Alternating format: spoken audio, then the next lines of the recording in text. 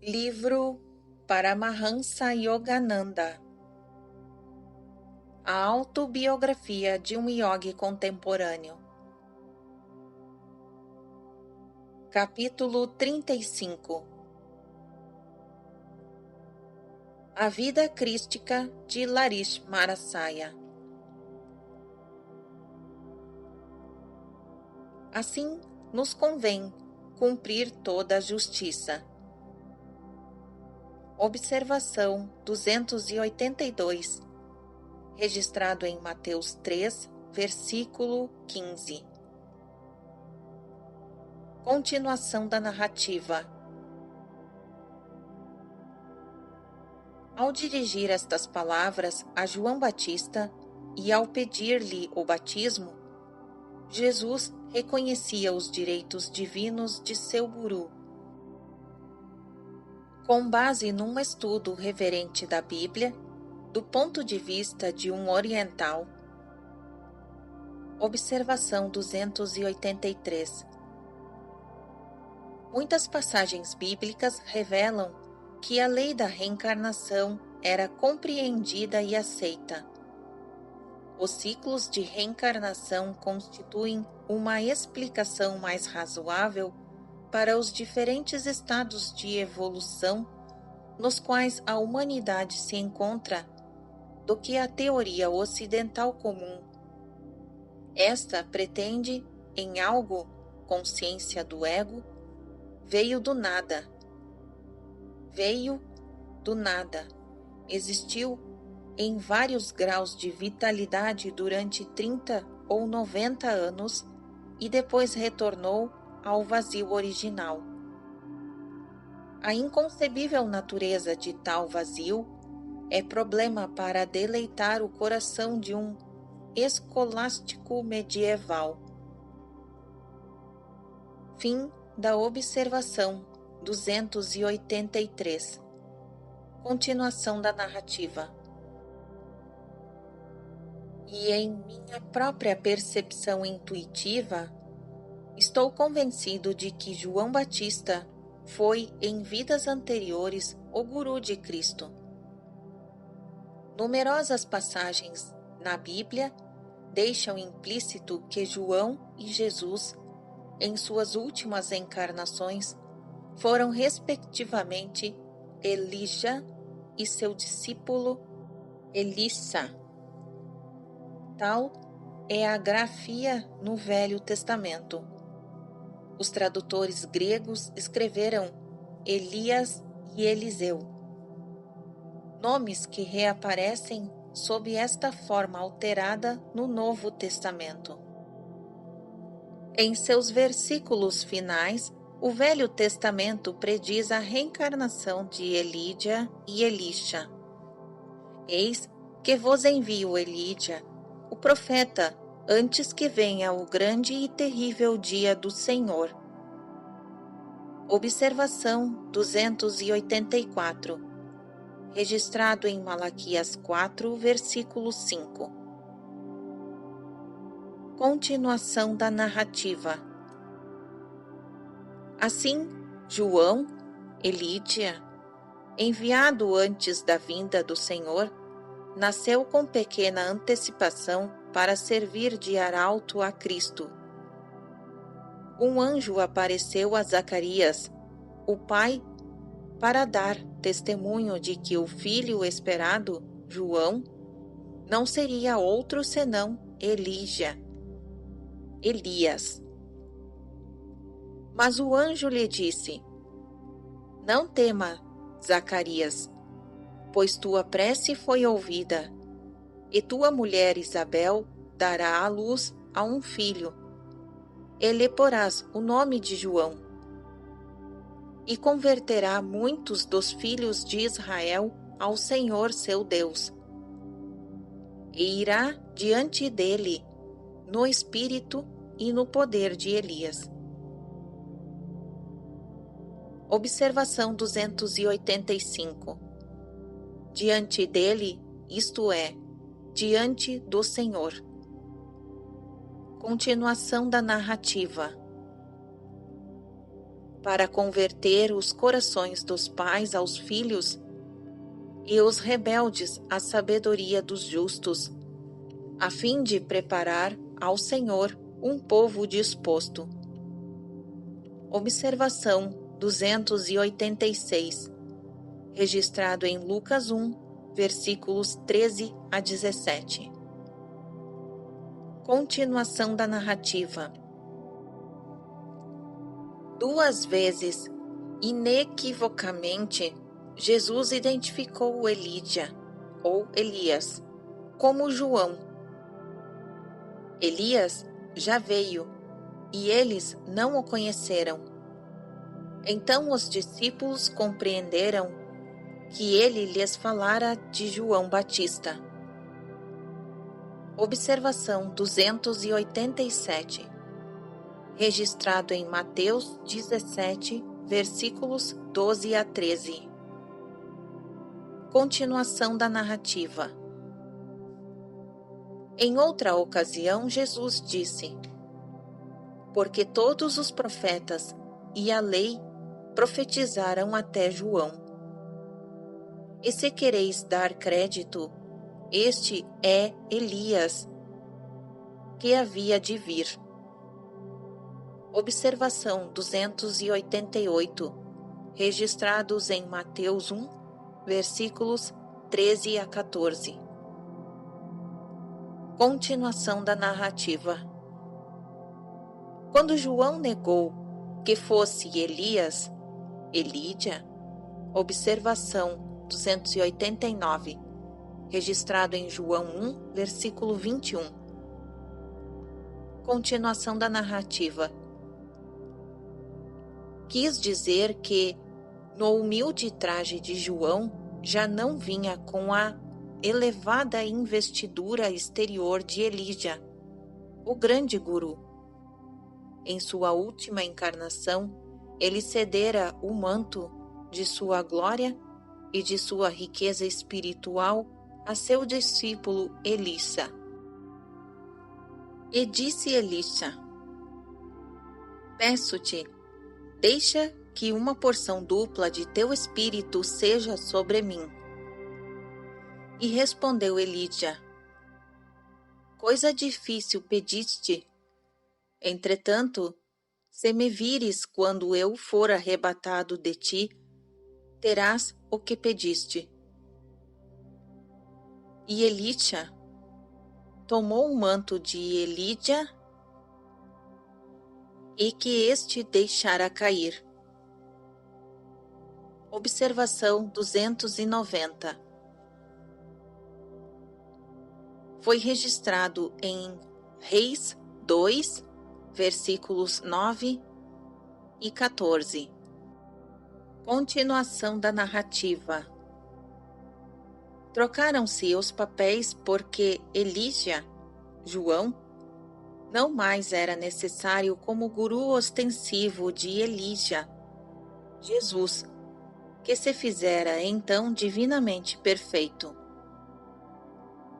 Quando Cristo se transfigurou na montanha, observação 291, registrado em Mateus 17, versículos 3. Continuação da narrativa. Foi seu guru, Elias, que ele viu junto de Moisés. Em sua hora extrema na cruz, Jesus exclamou: Eli, Eli, lama sabachthani. Isto é, Deus meu, por que me desamparastes? Alguns dos que permaneciam ali, ao ouvirem isto, disseram: este homem chama por Elias. Vejamos se Elias vem salvá-lo. Observação 292, registrado em Mateus 27, versículos 46 a 49. Continuação da narrativa. O vínculo temporal entre guru e discípulo unindo João e Jesus existia também entre Babaji e Lakshmarasaya.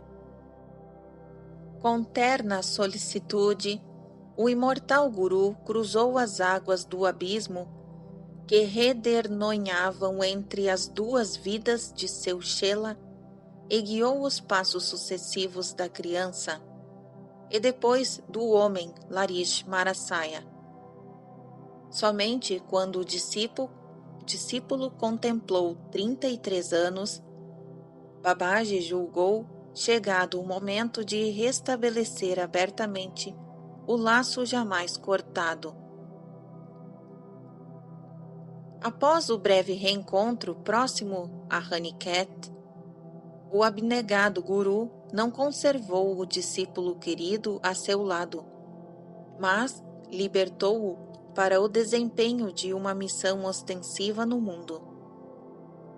Meu filho, virei sempre que precisar de mim. Que amante mortal pode cumprir as infinitas implicações de semelhante promessa? Sem que o mundo soubesse, um grande renascimento espiritual teve início em 1861, num remoto recanto de Benares. Assim como não se pode suprimir o aroma das flores, igualmente Lakshmarasaya, vivendo em quietude como chefe de família ideal, não podia esconder sua glória inata. Como abelhas, devotos de todas as partes da Índia começaram a procurar o néctar divino do Mestre Liberto. O chefe de seu departamento, o inglês, foi um dos primeiros a notar a estranha transcendental mudança de seu funcionário, a quem afetuosamente apelidara de Babu Estático. O senhor parece triste. O que acontece? Lakshmarasaya, compadecido, fez esta pergunta a seu chefe certa manhã. Minha esposa, na Inglaterra, está gravemente enferma. A angústia me dilacera. Vou buscar para o senhor algumas palavras dela. Lakshmarasaya deixou a sala e sentou-se por algum tempo no local isolado. Ao regressar, tinha um sorriso consolador. Ela está melhorando. Sua esposa lhe escreve uma carta neste momento. O Guru onisciente citou alguns trechos da missiva. Exático Babu, já sei que não é um homem comum. Entretanto, sou incapaz de acreditar que o Senhor pode suprimir à vontade o tempo e o espaço. A carta prometida chegou afinal. Para seu grande espanto, o chefe descobriu que ela continha não só boas notícias da cura de sua esposa, mas também as mesmas frases pronunciadas pelo mestre semanas antes. Alguns meses depois, a esposa veio à Índia. Ao encontrar Lakshmarasaya, ela o fitou com veneração.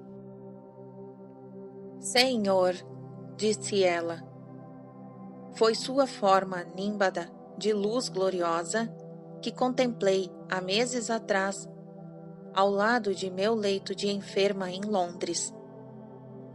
Naquele instante, senti-me completamente curada.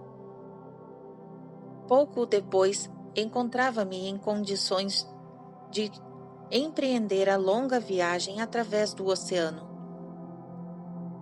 Dia após dia, o sublime Guru iniciava um dos dois devotos em Kriya Yoga. Além destes deveres espirituais e de suas responsabilidades profissionais e domésticas, o grande Guru demonstrava com entusiasmo seu interesse pela educação. Organizou numerosos grupos de estudos e tomou parte ativa no desenvolvimento de uma grande escola secundária no distrito de Bengalitola, em Benares. Nas reuniões semanais, que vieram a ser conhecidas como Assembleias do Gita, o guru explicava as escrituras a muitos ávidos buscadores da verdade. Com estas múltiplas atividades, Larish Marasaya procurou responder ao desafio comum. Depois de cumprir os deveres profissionais e sociais, onde está o tempo para a meditação devocional?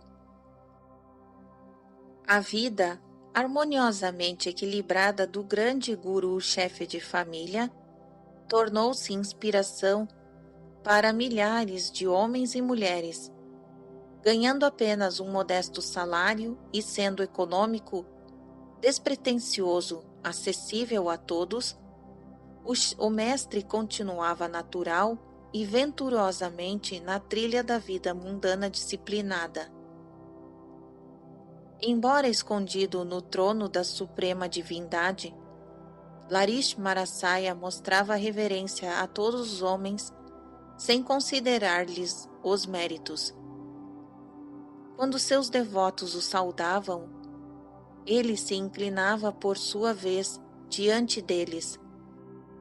Com humildade de criança, o mestre frequentemente tocava os pés de outras pessoas, mas raras vezes permitia que lhe prestassem homenagem idêntica, apesar desta observância em relação a um guru ser antigo costume oriental. Um aspecto significativo da vida de Larish Marasaya foi conferir a iniciação em Kriya a devotos de todos os credos, não apenas hindus, mas maometanos e cristãos. Constavam-se entre seus mais preeminentes discípulos monistas e dualistas, adeptos de várias seitas sem credo definido, eram imparcialmente recebidos e instruídos pelo Guru Universal. Um de seus chelas mais adiantados foi Abdul Ghaffar Khan, maometano.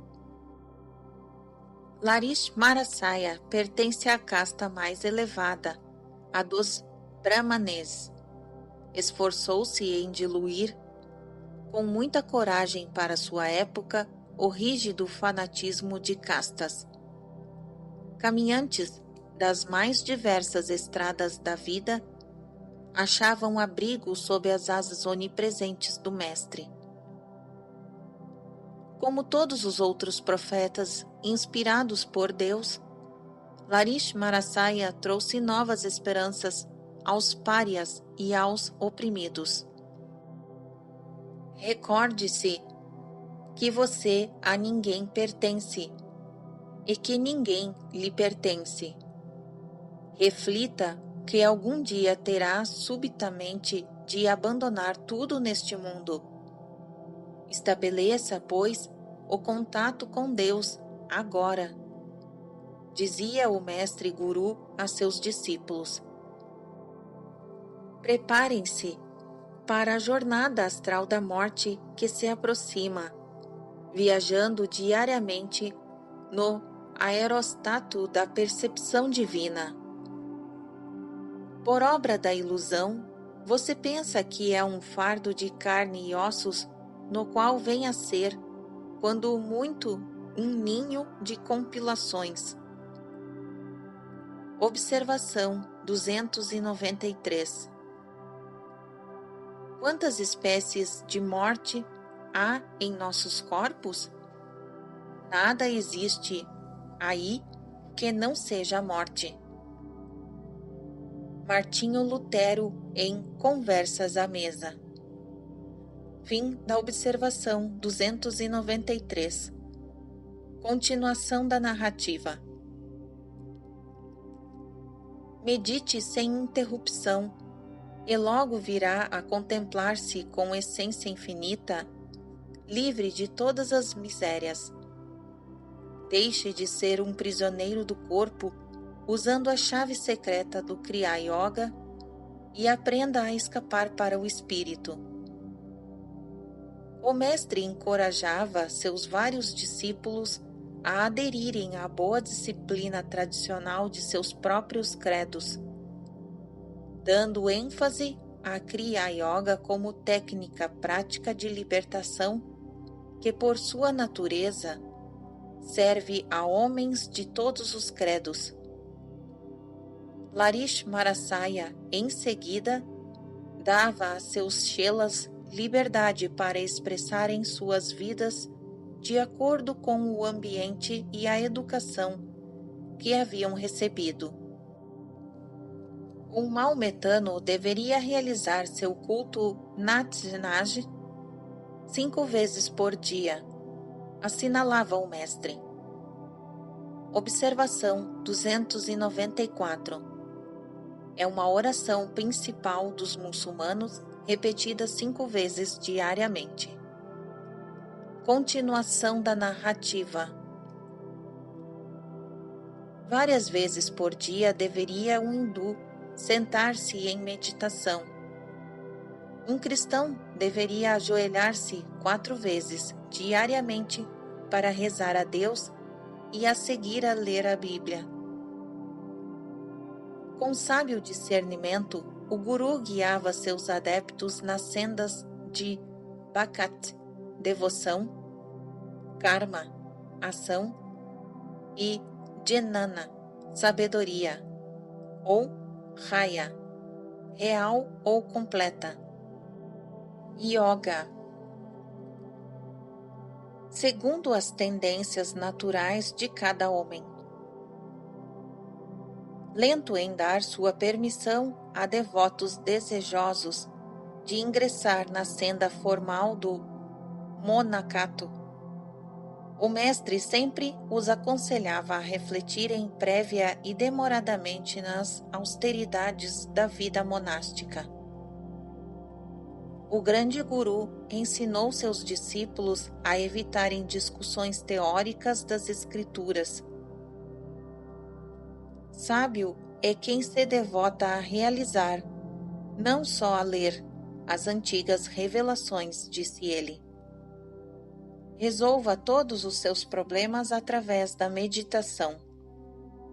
Observação 295. Busque a verdade na meditação, não em livros bolorentos. Fite seu céu para encontrar a lua, não a lagoa. Provérbio persa. Fim da observação 295. Continuação da narrativa. Especulações improfícuas, troque-as pelas autêntica comunhão com Deus. Limpe sua mente do entulho teológico, repleto de dogmas. Deixe que nela penetrem as águas frescas curativas da percepção direta. Harmonize-se com o ativo guia interno. A voz divina tem resposta para todos os dilemas da vida.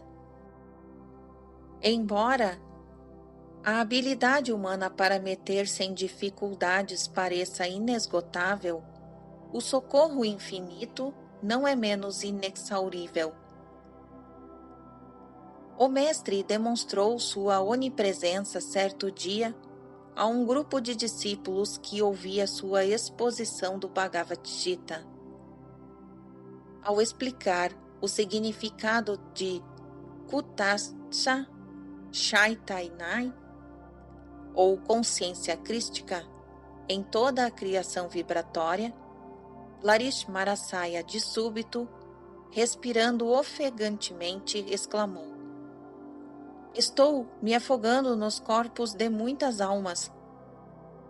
A pequena distância das costas do Japão. Na manhã seguinte, os chelas leram um relato telegráfico da morte de muitas pessoas, cujo navio fora a pique no dia anterior próximo ao Japão. Numerosos discípulos distantes de Larismarasaya tinham consciência de sua elástica presença. Estou sempre com os que praticam Kriya, dizia consoladoramente a cada chela que não podia permanecer perto dele. Eu o conduzirei ao lar cósmico através de suas percepções espirituais ampliadas. Sir Bhupendra Nath Sanyal, discípulo eminente do grande guru, afirmou em sua adolescência, em 1892, não podendo ir a Benares, rezara ao grande mestre para receber instrução espiritual. Larismarasaya apareceu-lhe em sonho e deu-lhe Diksha, iniciação. Mais tarde, o adolescente foi a Benares e solicitou Diksha ao guru. Já o iniciei durante um sonho, respondeu Larismarasaya. Observação 296. Sir Sanyal morreu em 1962, segundo uma nota da SRF. Fim da observação 296. Continuação da narrativa. Se um discípulo descurava qualquer uma de suas obrigações mundanas, o mestre o corrigia e o disciplinava com gentileza. As palavras de Larismarasaya eram brandas e curativas, mesmo quando devia referir-se abertamente às falhas de um chela. Disse-me Sir Yukteswar certa vez, acrescentando em tom de lamento: nenhum discípulo jamais escapou às farpas do mestre. Não pude conter o riso, mas garanti sinceramente a Sir Yukteswar que, cortante ou não, cada uma de suas palavras eram música aos meus ouvidos. Larismarasaya cuidadosamente graduou Kriya Yoga em 4 iniciações progressivas. Observação 297. Kriya Yoga tem muitas ramificações. Larismarasaya discerniu os 4 graus essenciais, os que possuem o mais alto valor prático. Continuação da narrativa. Ele concedia as 3 mais elevadas técnicas somente depois que o discípulo manifestasse um progresso espiritual definido.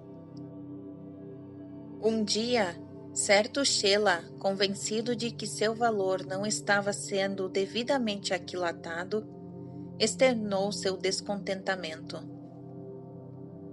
Mestre, disse ele, já estou preparado, sem dúvida, para a segunda iniciação. Nesse momento, a porta abriu-se para admitir um discípulo humilde, Brinda Bhagat, um carteiro de Benares. Brinda, sente-se aqui perto de mim. O grande guru sorriu-lhe afetuosamente. Diga-me, está preparado para a segunda Kriya? O pequeno carteiro juntou as mãos em gesto de súplica. Gurudeva, disse ele alarmado, por favor, não mais iniciações. Como posso assimilar ensinamentos ainda mais elevados? Vim hoje para pedir-lhe a bênção, porque a primeira divina Kriya inebriou-me tanto que já não posso entregar as cartas. Brindar já nada no oceano do espírito. Ao ouvir estas palavras de Larismarasaya, o outro discípulo abaixou a cabeça. Mestre, disse ele, Percebo que tenho sido um pobre operário, atribuindo defeitos aos meus instrumentos de trabalho. O modesto carteiro, inculto como era, desenvolveu mais tarde sua intuição através de criar, a ponto de especialistas virem ocasionalmente procurar sua interpretação de passagens complicadas ou controversas das Escrituras. Desconhecendo simultaneamente o pecado e a sintaxe, o pequeno Brindá conquistou renome entre os eruditos. Além dos numerosos discípulos de Larismarasaya em Benares, centenas de outros vinham de diferentes regiões da Índia. Ele próprio viajou a Bengala em diversas ocasiões, visitando os sogros de seus filhos. Assim, abençoada por sua presença, Bengala multiplicou-se em colmeias, em pequenos grupos de criá, especialmente nos distritos de Krishnariagar e Bisrir-Riupur, onde há muitos devotos silenciosos. Continua a fluir até hoje a invisível torrente de meditação espiritual. Entre os muitos santos de que Larismarasaya receberam criá, podem ser mencionados o ilustre Shawasmi Bliaskarananda Charavasti de Benares e Balananda Brahmachari, asceta de Deogar, de grande adiantamento. Durante algum tempo, Larismarasaya foi professor particular do filho do Maharaja Ishwari Narayan Sinha Bahadur, de Benares. Reconhecendo as elevadas conquistas espirituais do mestre, o Maharaja e seu filho buscaram a iniciação em criá, assim como o fizera o Maharaja Jotindra Mohan Thakur. Vários discípulos de Larismarasaya, ocupando posições de influência no mundo, desejavam expandir o círculo de criá por meio da publicidade. O guru recusou-lhes permissão. Um chela médico da corte do senhor de Benares deu os primeiros passos para fundar uma organização que difundiu o nome do mestre como Kashi Baba, o exaltado de Benares. O guru o proibiu. Observação 298. Outros títulos concedidos a Larismarasaya por seus discípulos foram Yogi Bar, o maior dos yogis, ou Yogi Raj, rei dos yogis, e também Munivar, o maior dos santos, aos quais acrescentei o de Yogavatar, encarnação da yoga. Fim da observação 298. Continuação da narrativa.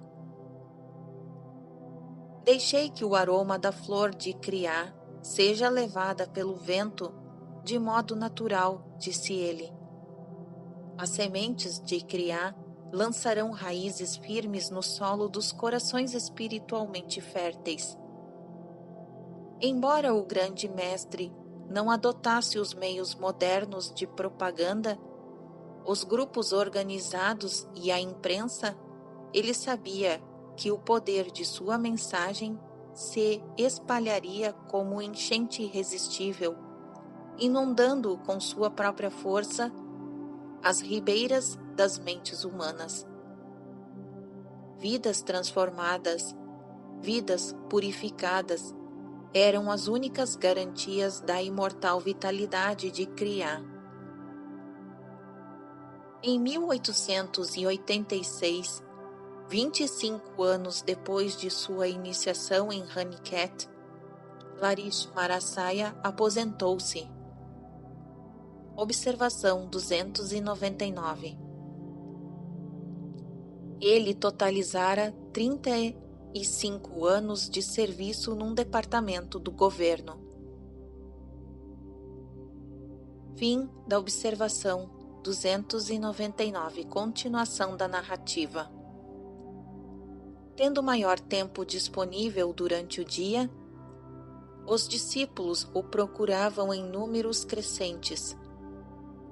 O grande guru sentava-se agora em silêncio durante a maior parte do tempo em tranquila posição de lótus. Raramente deixava sua pequena sala de recepção, nem para dar uma caminhada ou mesmo fazer uma visita a outros aposentos da casa. Um quieto fluxo de chelas passava quase incessantemente para o darshan, vislumbre sagrado do Guru. Para temor reverente de todos os observadores, o estado fisiológico habitual de Larish Marasaya exibia as características sobre-humanas de ausência de respiração, ausência de sonho, cessação do pulso e dos batimentos cardíacos, olhos calmos sem pestanejar durante horas e profunda aura de paz. Nenhum visitante partia sem experimentar elevação espiritual. Todos sabiam que os acompanhava a bênção silenciosa de um autêntico homem de Deus. O mestre permitiu então a um discípulo, Pancharion Bhattacharya, abrir em Calcutá um centro de yoga, o Instituto Missão Arya. O centro distribuía certas ervas medicinais yogis. Observação número 300. Os tratados de medicina hindu chamam-se Ayurvedas. Os cirurgiões védicos usavam delicados instrumentos operatórios e empregavam cirurgias plásticas.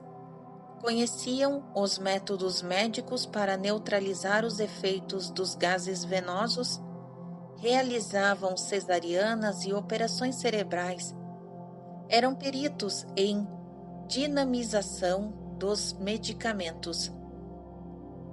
Hipócrates, famoso médico do século V a.C., tomou emprestado muito de sua bagagem médica às fontes hindus. Fim da observação número 300. Continuação da narrativa. O centro distribuía certas ervas medicinais yogis e publicava as primeiras módicas edições do Bhagavad Gita em Bengala. Leu-se o Gita da Missão Arya em hindu e bengali, em centenas de lares. Seguindo um costume de eras antigas, o mestre dava ao povo em geral óleo de Nien. Observação número 301. Veja a nota sobre Nien no capítulo 1. Continuação da narrativa. Para a cura de várias moléstias. Quando o guru pedia a um discípulo que destilasse o óleo, a tarefa cumpria-se facilmente. Se qualquer outro o tentasse, deparava com estranhas dificuldades. Descobria, depois de submeter o óleo aos processos de destilação necessários, que o líquido quase por completo se havia evaporado. Segundo todas as evidências, a bênção do mestre era um ingrediente indispensável. A letra e a assinatura de Larish Marasaya em língua bengali aparecem acima. As frases são de uma carta a um Shela. O grande mestre interpreta assim um verso sânscrito. Quem atingiu o estado de calma no qual as pálpebras não pestanejam, alcançou Samadhi Mudra. Assinado Sir Slivama Charan Deva Sharman. Observação número 302. Mudra significa comumente gesto ritual com os dedos e as mãos. Samadhi Mudra afeta certos nervos e provoca um estado de profunda calma. Antigos tratados hindus classificam minuciosamente os nadis, 72.000 condutos nervosos no corpo e suas relações com a mente. As mudras empregadas no culto e nas práticas de yoga têm assim fundamento científico. Complexa linguagem de mudras são encontrados também na iconografia e nas danças rituais da Índia. Fim da observação número 302. Continuação da narrativa. À semelhança de muitos outros grandes profetas, Larish Marasaya não escreveu livros, mas instruiu vários discípulos na interpretação que deveriam dar às Escrituras. Meu querido amigo Sir Ananda Mohan Larish, falecido neto do mestre, escreveu o seguinte: o Bhagavad Gita e outros trechos do épico Mahabharata possuem numerosos pontos-chaves, Vyaskutas. Não perguntemos o que significam esses pontos-chaves, e restam-nos histórias mitológicas de tipo excêntrico e logo mal compreendidas. Deixemos sem explicação os pontos-chaves e perdemos uma ciência que a Índia preservou com paciência sobre-humana depois de uma pesquisa equivalente a milhares de anos de experimentos. Observação 303. Certo número de sinetes encontrados recentemente em escavações arqueológicas do Vale do Rio Hindu, datados do terceiro milênio a.C., mostram figuras sentadas em posições meditativas de uso atual no sistema yogi e confirmam a inferência de que já naquela época se conheciam alguns dos rudimentos de yoga. Podemos concluir, não sem razão, que a introspecção sistemática com auxílio de métodos comprovados tem sido praticada na Índia desde há mais de 5.000 anos. Professor Norman Brown, em boletim do American Council for Learned Societies, em maio de 1939, em Washington, D.C., disse: as escrituras hindus testemunham, contudo, que a ciência da yoga era conhecida na Índia desde incontáveis milênios. Fim da observação número 303. Continuação da narrativa. Larish Marasaya trouxe à luz, despida de alegorias, a ciência da religião que tão engenhosamente fora oculta em imagens enigmáticas das Escrituras. Antes ininteligíveis, uma prestidigitação de palavras às fórmulas do culto védico, provou o mestre, são plenas de significado científico. Sabemos que o homem geralmente não tem forças para combater as paixões más. Estas, porém, se reduzem à impotência e o homem deixa de condescender com elas, quando nele alvorece a consciência da beatitude superior e duradoura através da Kriya Yoga. Então, ao desistir, a renúncia, a negação da natureza inferior, sincroniza com o insistir, a afirmação do superior, a experiência de bem-aventurança. Sem essa evolução, as máximas morais, que consistem em meras proibições, são inúteis para nós. Por trás de todas as manifestações fonomênicas, marulha o infinito, o oceano de poder. A sede de atividade mundana mata em nós o senso de reverência espiritual. Deixamos de perceber a grande vida oculta por trás de todos os nomes e formas, porque a ciência moderna nos diz como utilizar os poderes da natureza. A familiaridade com a natureza fez nascer o desprezo por seus segredos últimos. Nossa relação com ela é de caráter prático.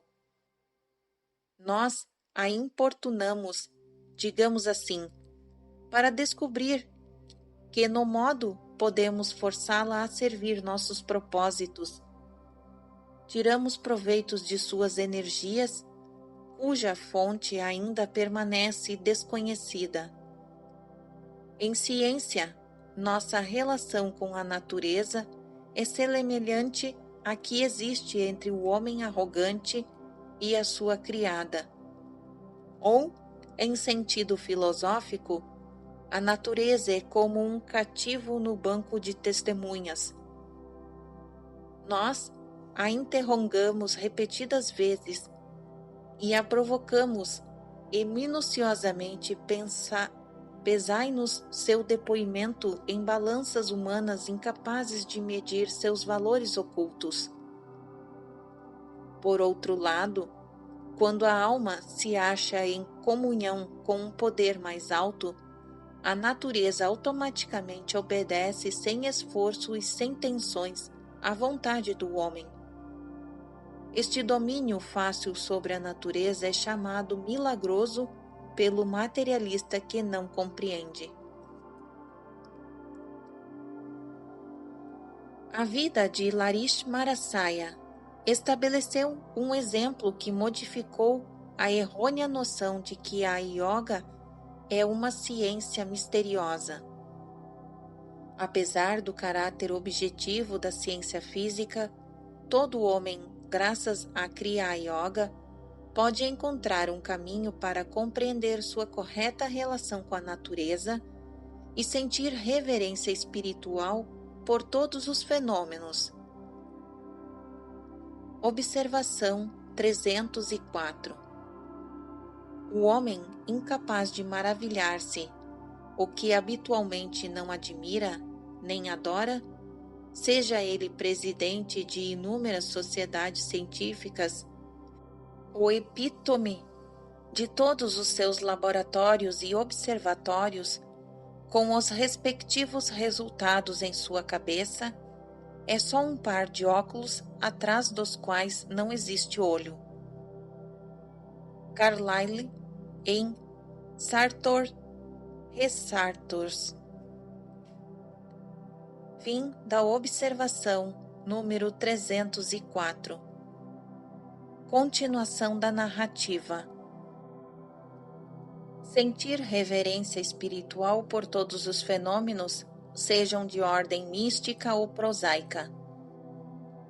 Deveríamos ter em mente que muitas coisas inexplicáveis há 1000 anos atrás já não o são, e os mistérios de hoje podem tornar-se perfeitamente inteligíveis daqui a alguns anos. A ciência de Kriya Yoga é eterna, é verdadeira como a matemática, como as simples regras de soma e subtração. A lei de criar nunca será destruída. Reduzem-se a cinzas todos os livros de matemática, a mente lógica sempre redescobrirá tais verdades. Suprimam-se todos os livros de matemática, a mente lógica sempre redescobrirá tais verdades.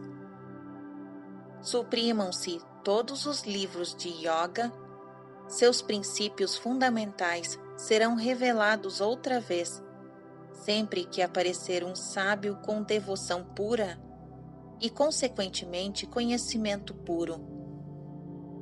Assim como o Babaji, entre os maiores avatares, é um Malyavatar, e como Sri Yukteswar pode com justiça ser chamado de Jnanavatar, ou encarnação da sabedoria, igualmente Larismarasaya é um Yogavatar, ou encarnação da Yoga. Observação número 305. Sri Yukteswar referiu-se a seu Shela Paramahansa Yogananda como a uma encarnação de amor divino. Depois que Yogananda Jai abandonou o corpo físico, seu principal discípulo, Rajarsi Janakananda, ou James Lenin, conferiu-lhe o título profundamente apropriado de Prernavatar, ou Encarnação do Amor. Nota registrada na SRF, editora norte-americana. Fim da observação 305. Continuação da narrativa. Segundo os padrões do bem, tanto quantitativamente quanto qualitativamente, o grande mestre elevou o nível espiritual da sociedade. Seu poder de alçar seus discípulos íntimos à estatura do Cristo e, por sua vez, ampla disseminação da verdade entre as massas, Larismarasaya figura entre os redentores da humanidade. Sua singularidade como profeta reside em sua ênfase prática num método definido, o de criar, abrindo pela primeira vez a todos os homens as portas da liberdade pela yoga. A parte dos milagres de sua própria vida, certamente o Yogavatar atingiu o zênite de todas as maravilhas ao reduzir as antigas complexidades da yoga a uma simplicidade afetiva dentro dos limites da compreensão ordinária. Com referências a milagres, Larismarasaya dizia frequentemente: a operação de leis sutis, desconhecidas do povo em geral, não deve ser publicamente discutida ou divulgada sem o devido discernimento. Se nestas páginas podem parecer que descurei suas palavras de cautela, foi porque ele me deu seu consentimento por via espiritual. Contudo, ao registrar as vidas de Babaji, Larismarasaya e Sri Yukteswar, considerei conveniente omitir certas histórias milagrosas. Dificilmente eu poderia incluí-las sem escrever também um volume explicativo de abstrusa filosofia. Como yogi-chefe de família, Larismarasaya trouxe uma mensagem prática adequada às necessidades do mundo moderno.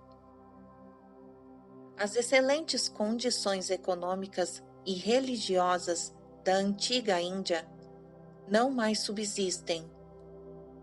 O grande mestre, por isso, não encorajou o velho ideal do yogi como asceta errante, carregando a sua escudela de mendigo.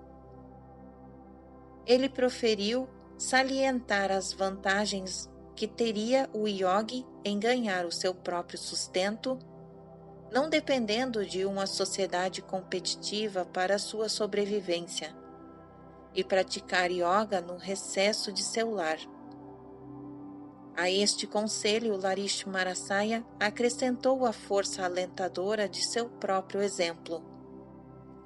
Ele foi o modelo do yogi moderno, aerodinâmico. Seu modo de vida, planejado por Babaji, tinha o objetivo de servir de guia aos aspirantes a yoga em todas as regiões do mundo. Nova esperança para os novos homens, proclamou Yoga Avatar. A união divina é possível através do esforço reiterado e independente de crenças teológicas ou da vontade arbitrária de um ditador cósmico. Usando a chave de Kriya Yoga, as pessoas que não podem crer na divindade de homem algum contemplarão por fim a plena divindade de si mesmas.